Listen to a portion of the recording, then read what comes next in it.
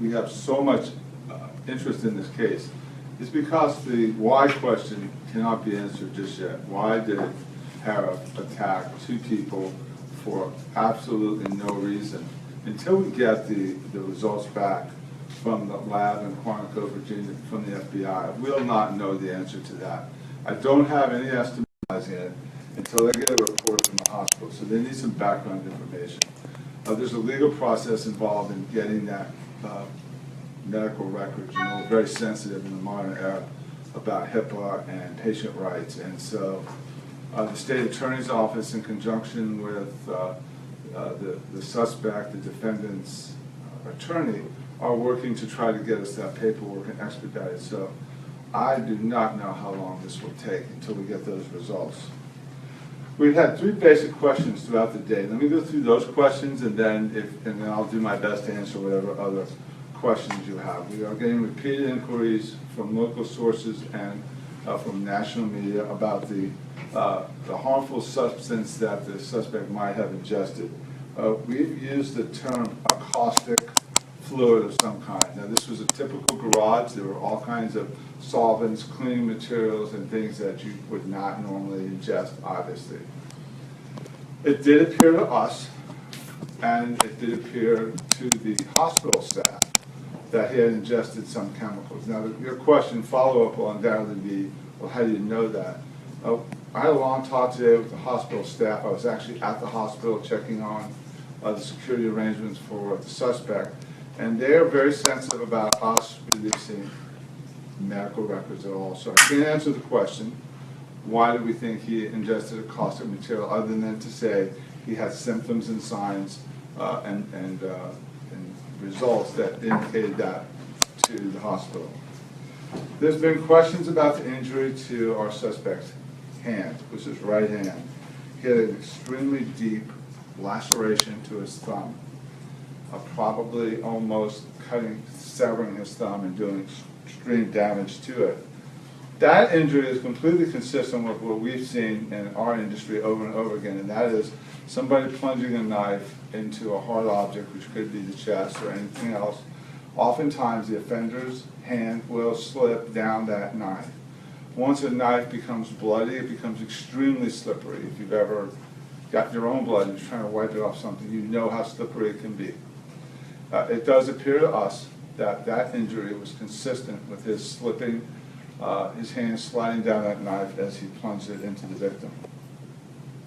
The other question we've got throughout today, and I think the last couple of days, is what was the suspect wearing? What did he have on during the attack? If you look at the video clips from Duffy's, you can see that he's walking out with a hat on backwards, a pair of silky outer boxer shorts or running shorts, whatever you want to describe them as, and a blue shirt. Our witness across the street says very plainly that the suspect defendant had the blue shirt on during the attack. I don't know that he said anything about the shorts. Those shorts were not on the scene when we got there. They had not been removed by the paramedics. They were not on the scene, and so we don't have them. It would be speculation that he took them off on the way for reasons we don't understand. And those are the questions that we've gotten today in the last couple of days. So how about if I stop and see what other questions you might have? I'll start right over here, Corey, with you, and I'll move across from my left to my right and get your questions.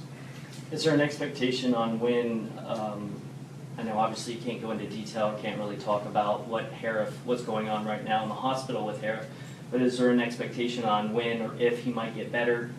Anything that you can tell us as far as that goes? I actually took that up today with the nurse, and the head nurse was there, and she could not give us an idea. She did speculate that it could be fast or it could take a long time. I think they're still working very hard on trying to understand exactly what his injuries are internally. Okay? Sir?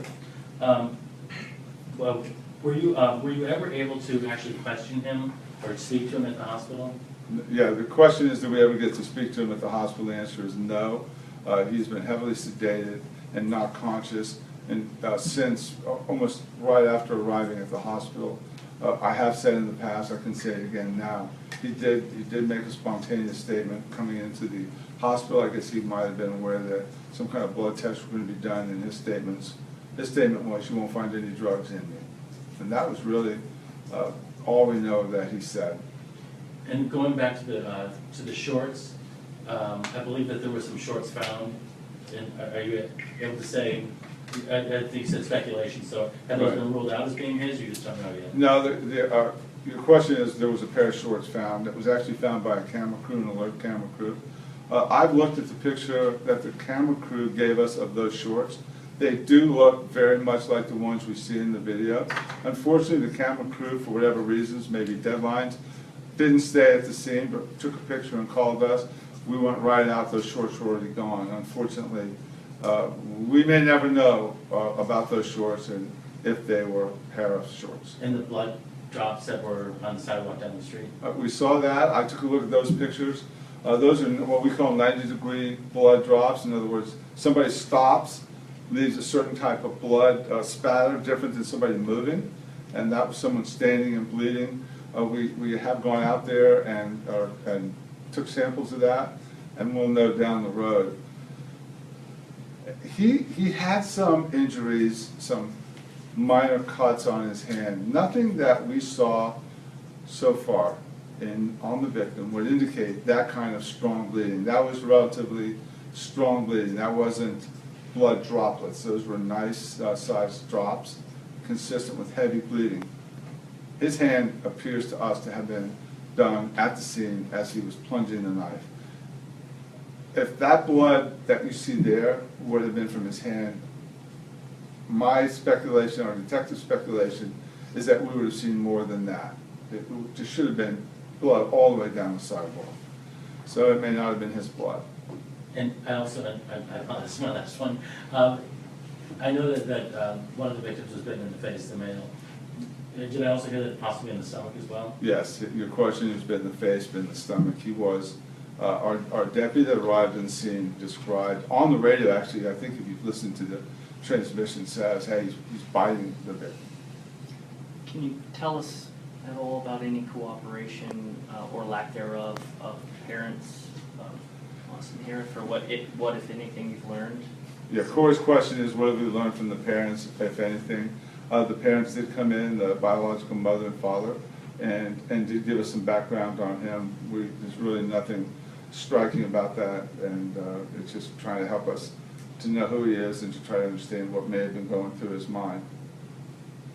Yes, sir. So no word on the drug test yet from FBI, but will you guys have an idea of when you'll find out about this caustic substance he may have ingested? Any idea when you'll find out about that? We know that the hospital is doing some lab work of their own. They wouldn't do the forensic analysis that FBI Quantico will do. We're not sure because of HIPAA and patient regulations how eventually we'll know everything. We'll know what was in his stomach. We did actually recover some body fluids, some contents from his stomach, and so after the FBI's done, we'll know that. Does that imply that he vomited at the scene? He just, there was a lot going on with him medically. Yes, sir.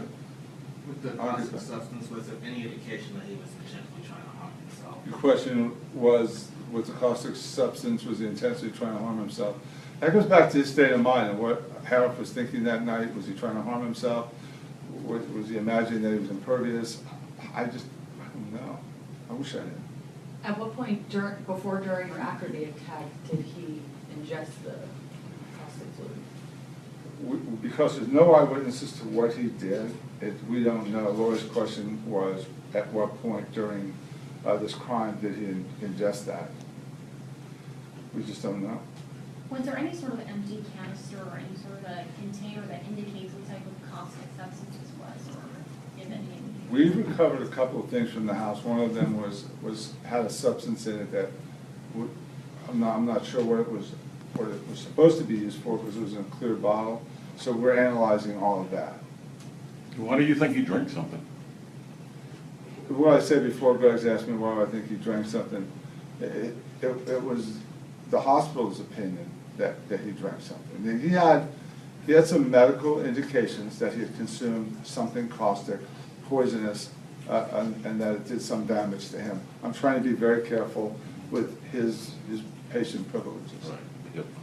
And, So, right, so I can't tell you exactly what the symptoms were, I can just tell you that he had symptoms consistent with having consumed a caustic poisonous substance. And again, just talking about what his actions, his demeanor was that night. I know that we learned that he had believed to have very, intense strength, or seemed that he felt that he was impervious in some way to harm, but the dispatch call saying that he was on top of someone or providing them. Is there anything that he said, anything he did that that can be clarified that night before he was taken to the hospital? Yeah, your question is there anything more, is there anything he did that night other than the assault, being wrapped up with the victim that talks to his state of mind or his motive? And the answer is no. I think if you take the entire incident as we think we know it, after having evaluated the scene, we're still evaluating the scene, speaking to the witness, there was, when our first deputy got there and then the follow-up deputy, he was so intertwined with the suspect that it appeared to one of our deputies, he was intertwined with the victim, it appeared to one of our deputies that it was almost like a mixed martial arts and MMA hold. He was just wrapped around him.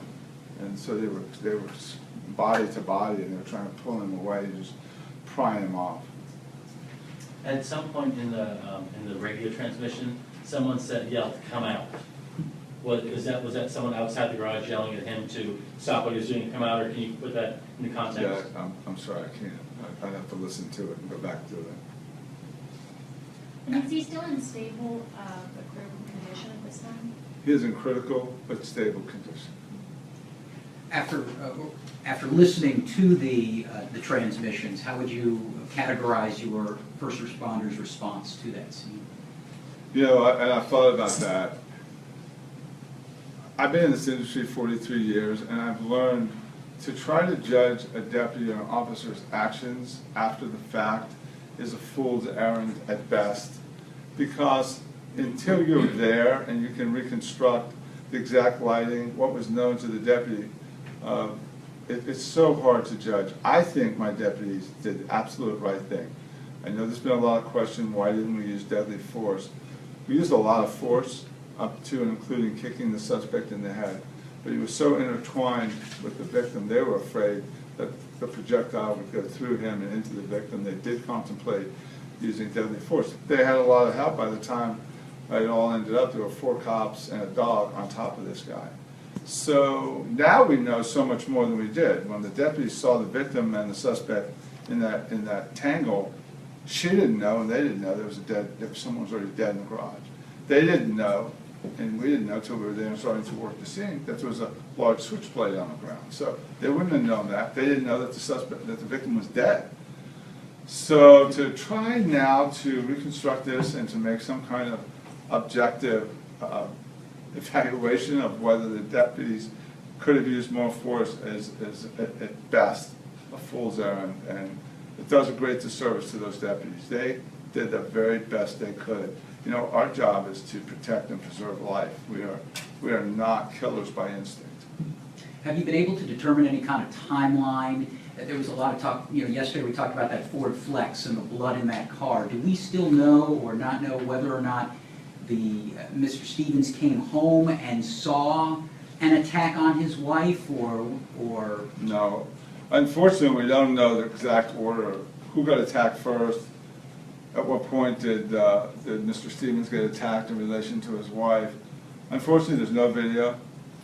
Our witness can only clearly articulate, and he's the only witness we have, is that he hears the screaming, and he sees the offender on top of the female victim, the wife. He never sees the male victim on the ground. Does that mean he was focused on her and missed him laying there, or did that assault occur after he intervened on the wife's behalf? We don't know that yet. Our detectives, our forensic people are working diligently to try to reconstruct that scene. Until we analyze all the blood drops, we really won't know where the source of all that blood came from.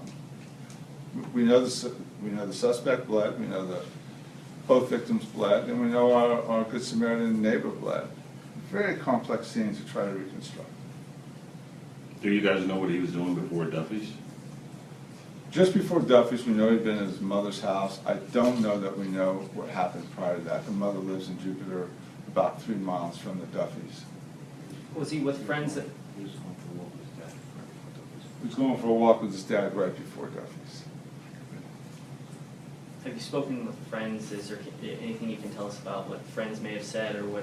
Yeah, we have talked to his friends, and they're not shining a lot of light on it. They did say his behavior was somewhat different, some more bizarre, but nobody is describing him as being, unfit to be in society or so bad that they would have thought he was going to harm himself or others and Baker act him. I mean, you see in the video from the Duffys, he seems to walk out like a normal person.